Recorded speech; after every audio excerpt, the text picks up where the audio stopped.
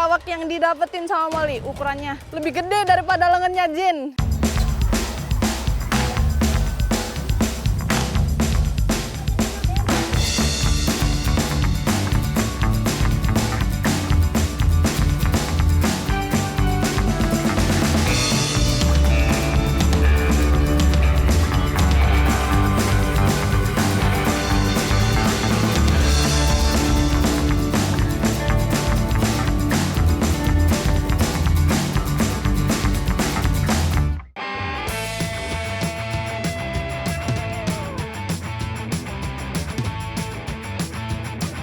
Laju camper van yang saya naiki terus melaju membelah jalanan Lampung menuju Desa Braja Harjosari, Kecamatan Braja Selebah, Kabupaten Lampung Timur.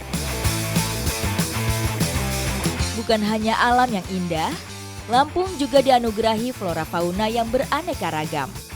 Tak cuma gajah, provinsi berjuluk Sai Bumi Ruwajurai ini juga memiliki kerbau yang digembala di tengah padang savana.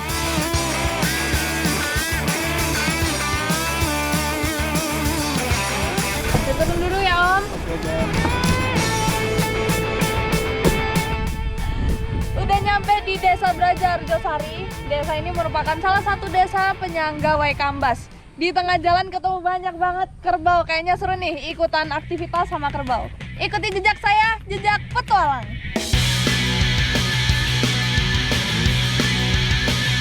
Bentang alam Braja Harjosari memiliki kesamaan dengan Taman Nasional Waikambas, yakni keberadaan savana yang luas. Di sini kerbaunya banyak banget. Ada yang bawa anaknya masih kecil lucu.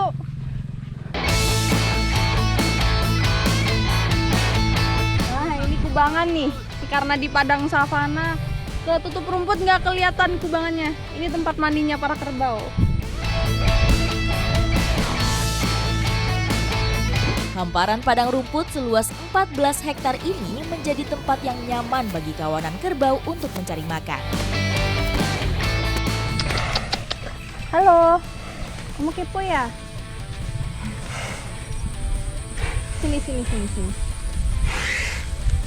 Halo. Ini kerbaunya lagi pada makan.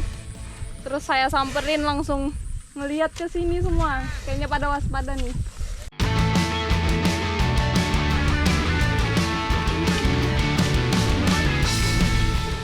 Ini saya deketin, kerbaunya kayaknya pada takut nih. Satu lari semuanya ikut lari.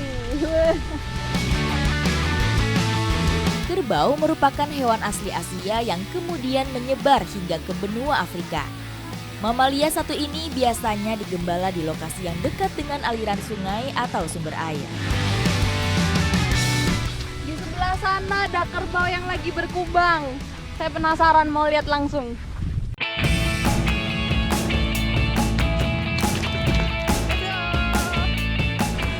Saya juga mandi lumpur. Ini ya talinya ya. Ikutan mandi lumpur. Nah, itu bagusnya. Ya gitu. Terus sini dulu. Pindah bawah. Nah, gitu. Nah, ini kerbaunya ditaliin biar nggak kemana-mana karena ini waktunya dia buat mandi sore. Ini saya sampai ikutan mandi lumpur juga nih. Ayo masuk. Masuk.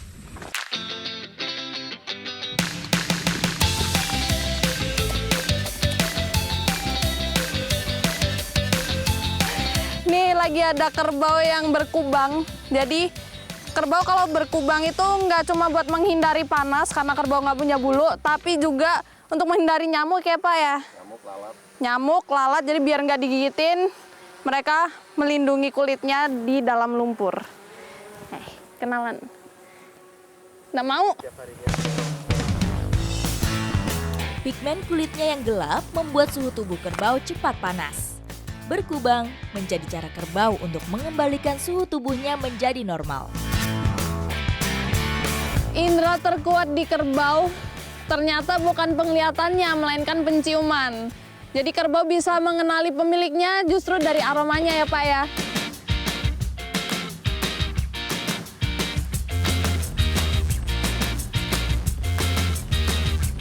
Dalam satu hari, seekor kerbau bisa habis 30 kg rumput. Bayangin di sini ada 20 ekor kerbau. Sebagai hewan memamah biak, kerbau perlu mencerna makanannya hingga 2 kali. Hewan herbivora satu ini setidaknya membutuhkan asupan makanan 10% dari berat tubuhnya dalam sehari. Di desa Braja Arjosari ini uniknya kerbaunya kandangnya ya di savana ini. Jadi disinilah kerbau ini akan istirahat setiap harinya. Hari menjelang petang, tugas saya menggembala kerbau sudah selesai. Saya harus kembali melanjutkan perjalanan menelusuri keindahan alam dan kekayaan hazanah tradisi bumi Sai Bumi Ruwajurai. Ikuti jejak saya, jejak petualang.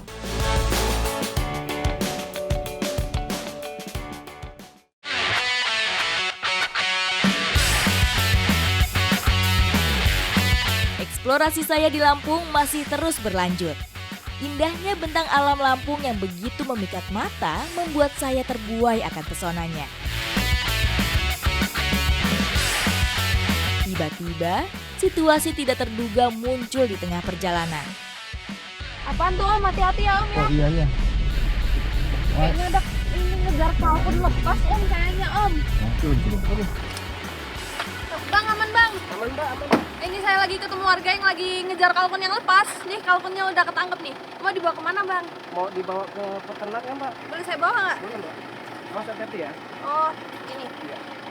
Wah, ini gede banget kalkunnya. Sekarang mau kita bawa ke tempat angon dulu, biar ketemu sama teman-temannya.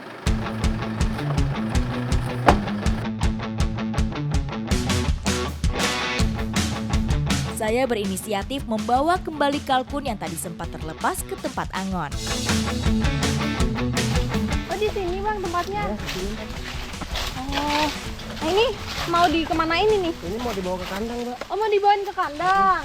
Ya udah saya ikut nangkep ya. Iya boleh Mbak. Nah, ini udah nyampe tempat angon kalkunnya dan kebetulan ternyata mau dipindahin ke kandang. Jadi saya mau angkatin dulu satu-satu buat dipindah. Menangkap kalkun ternyata sangat sulit. Saya pun sempat dibuat kerepotan oleh kelincahan unggas yang satu ini.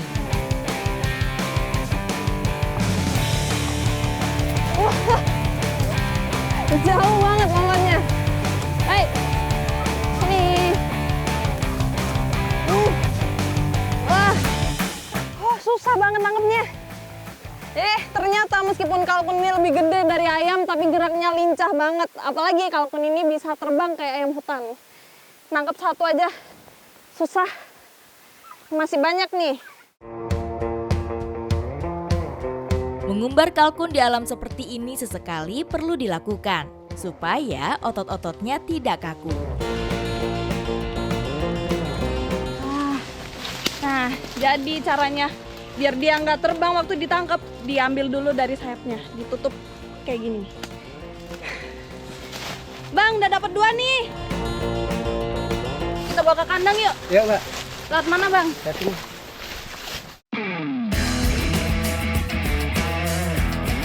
Membawa kalkun seberat ini ke kandang rupanya cukup melelahkan. Peternakan kalkun ini sendiri terletak di Kecamatan Sukoharjo, Kabupaten Pringsewu.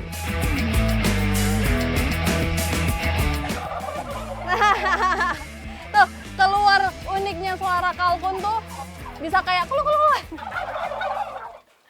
Itu barusan keluar suaranya kalkun. Uniknya cuma kalkun jantan yang bisa ngeluarin suara yang unik kayak gitu tuh. Ini juga. Hai. Masuk dulu. Kulu.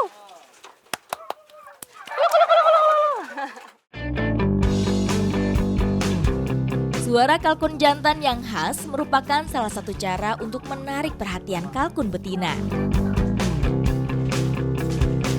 Ini saya udah masuk ke kandang kalkun buat ngasih makan kalkun yang ada di sini.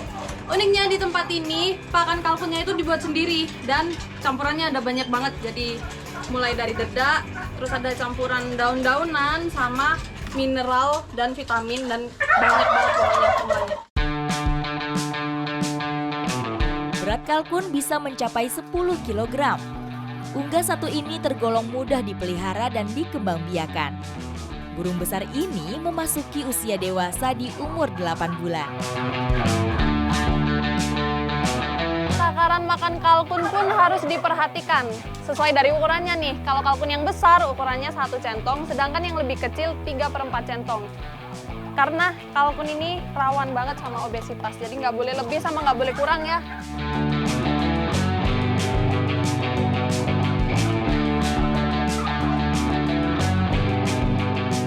Deh bang ya, kalkun udah selesai dikasih makan.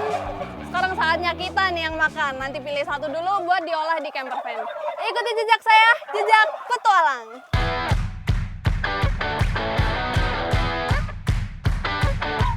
Untuk mengolah hidangan istimewa seperti ini, lokasinya pun harus spesial.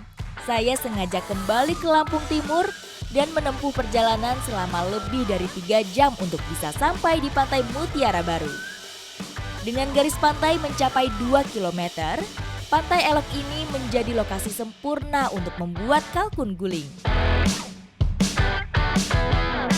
Tenda sama awningnya udah kepasang, sekarang saatnya kita masak kalkun guling. Ikuti jejak saya, jejak petualang.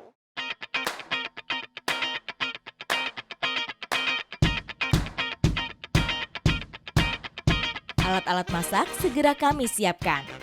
Bumbu-bumbu kemudian saya haluskan.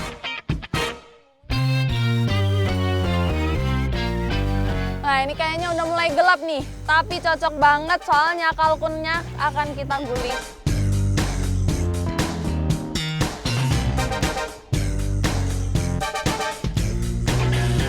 Jadi ngebumbuin kalkun itu emang dibalurin ke bagian kulit bagian luar sama bagian dalamnya sampai bener-bener merata supaya bumbunya meresap ke dagingnya sampai dalam.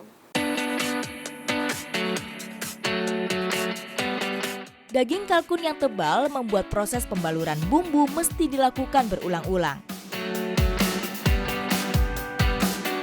Oke om, bisa om. Ini kalkunnya udah dibalurin pakai bumbu, udah rata semua. Tinggal kita tusuk, terus kita guling.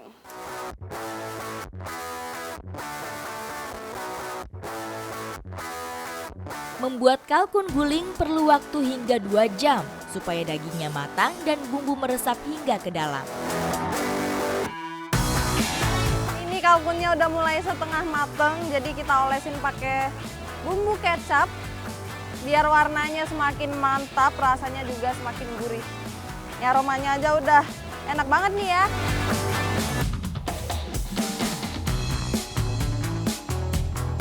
Nah, udah mateng nih. Wah. Ini kalkunnya udah mateng, aromanya aja nikmat, apalagi rasanya. Nggak pakai lama yuk om, langsung kita belah.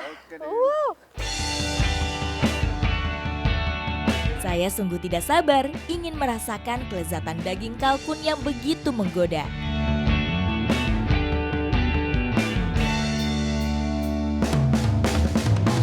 Karena diguling cukup lama, dagingnya jadi empuk banget. Tapi rasa bumbunya itu bisa meresap sampai dagingnya, jadi ada gurih sama ada manisnya dari kecap yang diolesin tadi. Pas banget rasanya. Dagingnya gampang banget diputel, apalagi nih lihat. Kulitnya bisa sampai caramelized crispy kayak gini. Sangat manjain di lidah saya rasanya.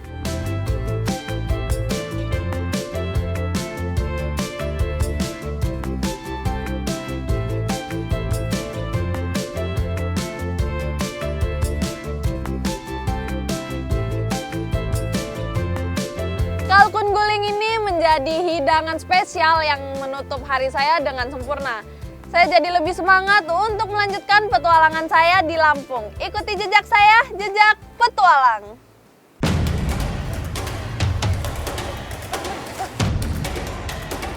Ini biawak yang didapetin sama Molly, ukurannya lebih gede daripada lengannya Jin.